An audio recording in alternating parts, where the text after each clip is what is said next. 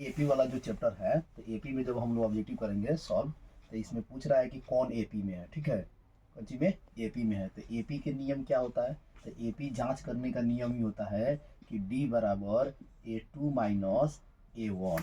ठीक है, और फिर होता है A3 माइनस A2। ये एपी जांच करने का नियम है।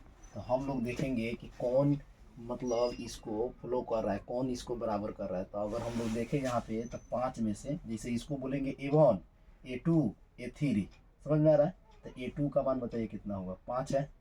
अब 5 में से 2 घटाएंगे, और A3 हो गए 7, 7 में से 5 घटाएंगे, तो बताइए 5 में से 2 घटाएंगे तो 3 हुआ, और 7 में से 5 घटाएंगे तो 2 हुआ। बराबर हो रहा है? नहीं। इसका मतलब ये एपी में नहीं है, इसका मतलब ये एपी में नहीं है। ठीक है, रुक जाइए, इसको मिटा देते हैं। फिर से देखिए, यानी हम लोगों को पता है कि एपी का नियम क्या कहता है कि दूसरा में से पहला के बराबर, तीसरा दूसरा के बराबर, यह नियम होता है, यह एपी जांच करने का, डी का।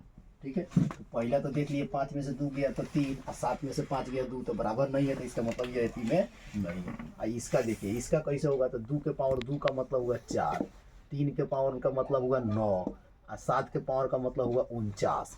तब बताइए 9 में से 4 घटेगा तो कितना होगा, 5। 9 में से 4 गया तो 5, और 49 में से 9 गया तो सीधे देख लीजिए ये भी नहीं होगा, ये भी क्या होगा, ये भी एपी में नहीं है।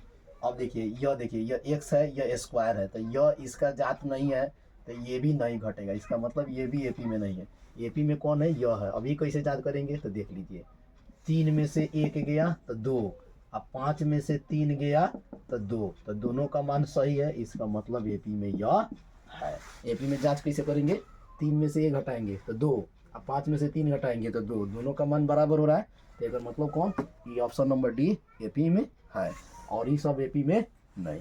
दूसरा क्वेश्चन देखिए, जैसे √2